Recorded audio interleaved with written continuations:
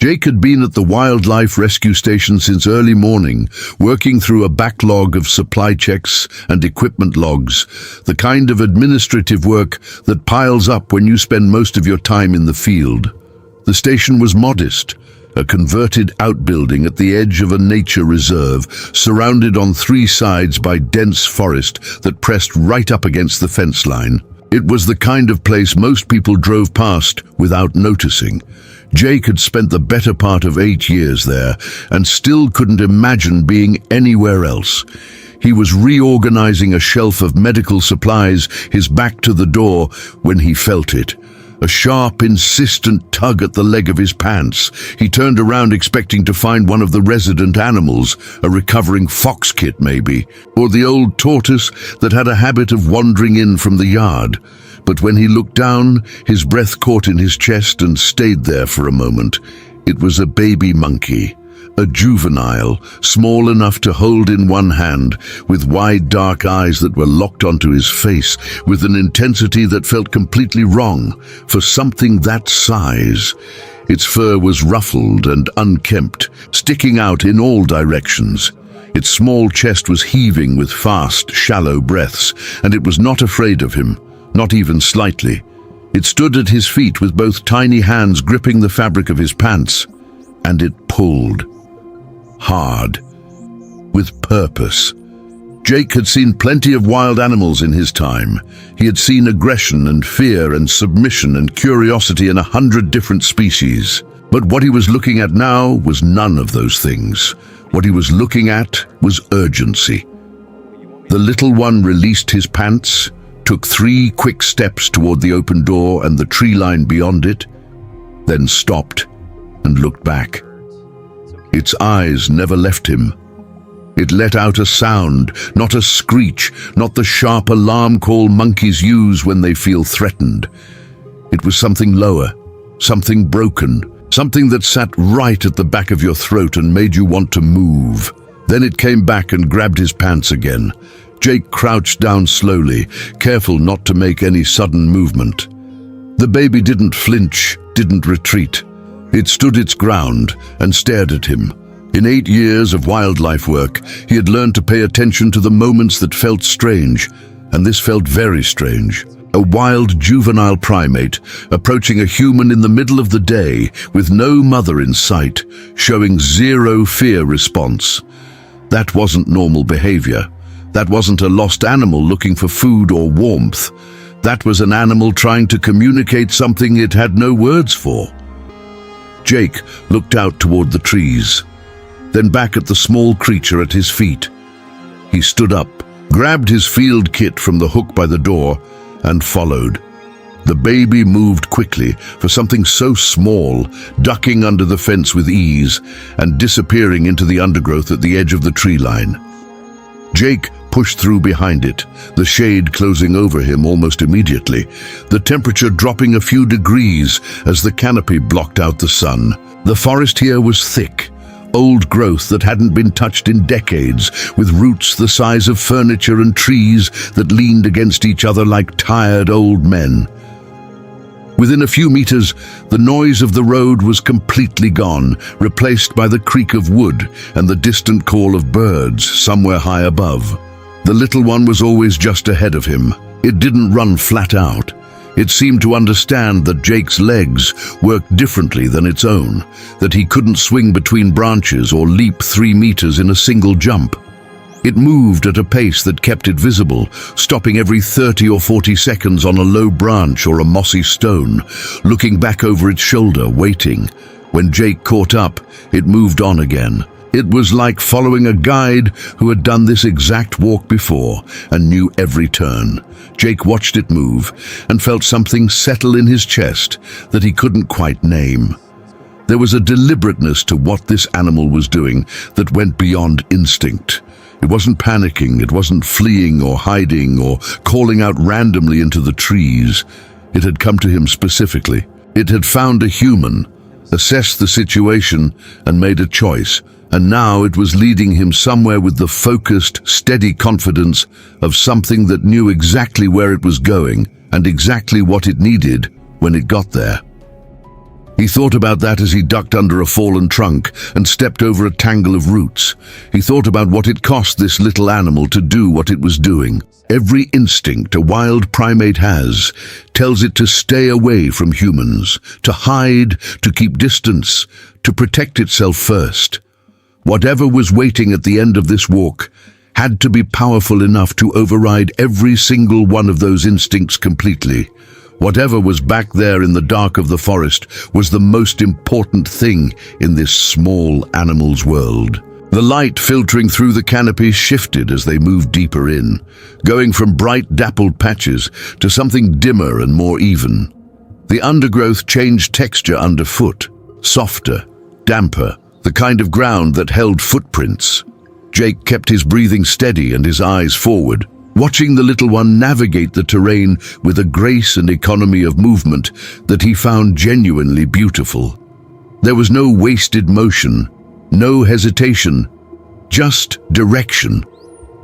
After close to 25 minutes of walking, the baby stopped.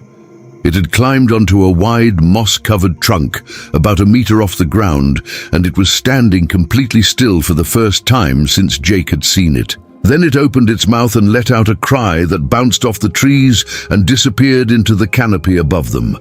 Sharp, raw, desperate in a way that made Jake's pulse jump. He pushed through the last curtain of low branches and stopped. She was lying at the base of a large tree, half hidden by a sweep of dead leaves and low fern. She was curled on her side, knees pulled in, arms wrapped loosely around herself. Her eyes were open but barely, heavy-lidded, unfocused, drifting. Her breathing was visible from 3 meters away, each inhale short and labored, each exhale slow. She wasn't sleeping. She was somewhere between sleep and something worse. She didn't try to run. She didn't raise herself up or make a sound or show her teeth. She had no energy left for any of that. She just turned her eyes toward the sound of Jake's footsteps and looked at him, and in that look was something that hit him like a hand on the chest. It wasn't fear, it wasn't aggression, it was something that took him a second to identify because he wasn't used to seeing it in a wild animal.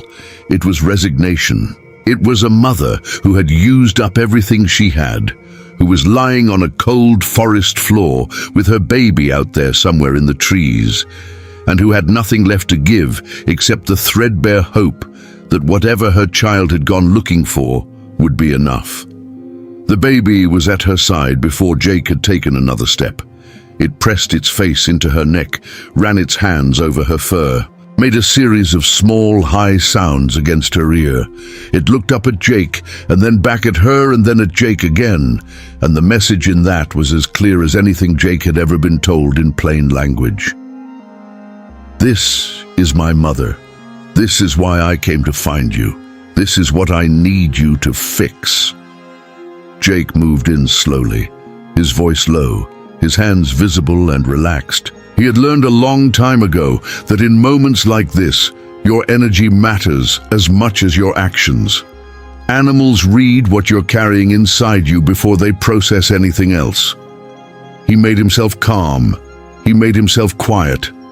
He got down on one knee beside her and began to assess. She was severely dehydrated. He could see it in the skin at her neck when he gently tested it, the way it moved slowly back instead of snapping. Her fever was evident before he even touched her, the heat radiating off her clearly even in the warmth of the afternoon. When he checked her legs, he found it. A deep wound on the back of her left leg, swollen and red, the surrounding tissue inflamed and hot, a thorn most likely, or a sharp broken branch. The kind of injury that seems minor until it doesn't get treated, until the bacteria find their way in and the body starts spending everything it has just trying to fight back.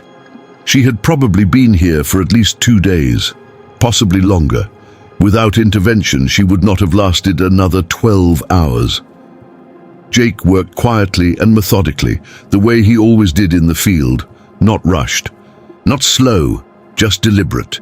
He cleaned the wound carefully, flushed it, applied what he needed from the kit. He gave her fluids, coaxing small amounts at regular intervals, watching her throat move as she swallowed. The whole time, the baby sat beside her head, grooming her fur in slow, gentle strokes, occasionally looking up at Jake with those two serious eyes, monitoring every movement of his hands. At one point, Jake made a small, unexpected motion, reaching for something in his bag, and the little one shifted its weight forward, not threatening, just attentive, ready, watching. Jake glanced at it and nodded slightly, as if to say, "I know, I'm being careful." It was a strange moment, the kind that makes you pause in the middle of what you're doing and feel the full weight of where you are and what is actually happening. He sat in that forest for the better part of an hour, working and waiting and watching for signs that she was responding. And slowly, incrementally she was. The tension in her body eased. Her breathing steadied. The faraway look in her eyes pulled back just slightly, replaced by something more present. She was still very sick, still very weak, but the immediate edge of danger had receded enough for Jake to feel like he could move her safely. He pulled the thick cloth from his bag and wrapped her as gently as he knew how, one layer at a time, keeping her warm and contained without pressing on the wound. When he lifted her, she made a small sound, not pain, not protest, just acknowledgement. She settled against his chest and went quiet. The baby dropped from its branch immediately and fell into step beside them. It didn't climb on Jake or try to reach for its mother. It just walked, close and steady, occasionally reaching out to touch the wrapped bundle in Jake's arms, making sure she was still there. The walk back felt different from the walk in. The urgency was gone, replaced by something quieter and heavier. The particular kind of exhaustion that comes after fear has finally been allowed to leave the body. Back at the station, Jake set up a space in the recovery room.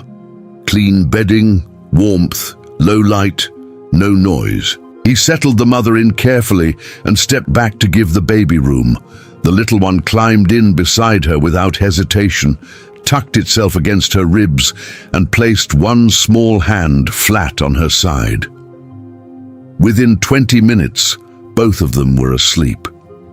Jake sat at the desk in the corner of the room and wrote up his notes. Every few minutes he looked over at the two of them. He didn't fully understand what he was feeling. It was something between professional satisfaction and something more personal that he hadn't been expecting. He had done this job long enough to know that outcomes aren't always good, that not everything you try to save stays saved. But this one had a different quality to it. This one had been brought to him. This one had been chosen. The days that followed were slow and careful. Jake checked her temperature every few hours, changed the dressing on the wound twice daily, monitored her intake of fluids and food. On the second day, the fever broke. She slept for most of it, long and deep, the baby curled against her the whole time. On the third day, she sat up on her own for the first time. It was a small thing, just a shift in position, just the ability to hold herself upright. But Jake was in the room when it happened, and he felt it like something significant. She looked around the space with clear eyes for the first time, taking inventory, getting her bearings. When her gaze landed on Jake, she held it there for a long moment. No fear, no warning, just assessment. And then, apparently satisfied with what she found, she looked away. She accepted a piece of banana from his hand that evening. The next morning she accepted 3 more. By the 5th day, she was reaching for them before he even offered, which made the baby screech with what sounded overwhelmingly like approval, and Jake found himself laughing for the first time in the whole ordeal. The baby's transformation over that week was something else entirely. Once the weight of its mother's survival was no longer pressing down on it, it seemed to simply release, like a spring that had been compressed and finally let go. It was everywhere, all at once, all the time. It swung from the curtain rod. It knocked over Jake's coffee. It dismantled a stack of files he'd left on the desk and appeared to find this enormously satisfying. It launched itself onto his shoulder with zero warning at random intervals throughout the day, and sat there chattering in his ear like it had strong opinions about everything. And then, without warning, it would drop back down and press itself against its mother for a few minutes, quiet and still, before ricocheting off again. Jake watched it and thought, this is what it looks like when relief runs all the way through a body and out the other side. This is what happens when something that was terrified is no longer terrified. He spent more time in that room than he needed to. He told himself it was for monitoring purposes. Maybe it was. Maybe it was also something else. The particular pull of watching two creatures who had come very close to being separated, permanently simply existing together, doing small, ordinary things in the warmth of an afternoon. He thought often during that week about the moment the baby had appeared at his feet, about the calculation, if you could even call it that it had made, about what it must have taken to leave its mother's side, to find a human, to overcome every instinct and walk up and grab a stranger by the pants and refuse to let go until that stranger stood up and paid attention. He thought about what would have happened if he had been someone else, if he had walked away or shooed the animal off or just not followed. He was glad he had followed. By the end of the week, she was moving cleanly and strongly, jumping with full confidence, her eyes sharp and her attention quick. The wound had closed well.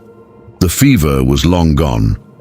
She moved around the recovery room like she owned it, and watched Jake with the relaxed, slightly imperious calm of an animal that has decided on its own terms that you are acceptable company. The morning he brought them back was cool and clear, the light coming in long and low through the trees. Jake carried her to the edge of the forest. She barely tolerated being held at this point, which he took as a very good sign, with the baby riding on his shoulder, upright and alert, watching the tree line with bright eyes. He set the carrier down at the edge of the forest and opened the door. She stepped out slowly, pressed her nose to the ground, lifted her head and pulled in a long breath of forest air, rot and moisture and bark and earth. And something in her posture shifted, some final held tension, releasing all at once. She was home. She knew it immediately. She turned and looked at Jake. It lasted only a few seconds, but it was unhurried and complete, the kind of look that has weight to it. Then she reached out and pressed her hand against his, lightly, briefly, the way you might touch someone's arm when words aren't the right tool. And then she turned and climbed, strong and fluid, into the first tree she reached. The baby had been sitting on Jake's shoulder through all of this. Now it dropped down to the top of the carrier, looked at him and let out one single bright call that rang out through the trees and disappeared into the canopy. Then it was gone, chasing its mother up into the green. Jake stood at the tree line for a while after they vanished. He wasn't in a hurry to go anywhere. The forest was quiet around him in the good way, the full way, the way that means everything in it is fine and undisturbed. He listened to it and thought about a baby monkey standing at his feet with its fists full of his pants leg, refusing to give up, refusing to accept that it had no options left. He thought about trust, about what it means to give it when you have no guarantee, when you're small and the world is large and the creature standing in front of you belongs to a species that has given your kind very little reason to come close. He thought about what that small animal had known that he hadn't. In the moment it made its choice, it had looked at him and seen something worth the risk. He walked back to the station slowly, in no particular hurry, feeling the particular lightness that comes after something has gone the way it was supposed to go. The kind of lightness that stays. We talk about saving animals. We tell those stories. We post them and share them, and they move us. Because they should. But Jake drove home that evening thinking about something different, thinking about the animals that save us in other ways, that shake us loose from whatever small thing we were staring at and point us towards something larger. That choose us, for no reason we can fully explain, and trust us with what matters most to them. That little monkey didn't know his name or his credentials or his years of experience. It didn't know anything about him except that he was there and that it was out of options and that it had to try. And that, Jake thought, is a kind of courage most of us will never fully understand. If this story moved you, leave a comment. I'd genuinely love to know if you've ever had an animal reach out to you in a way you didn't expect. And if you want more stories like this one, subscribe. There are more out there than you'd think, and every single one of them deserves to be told.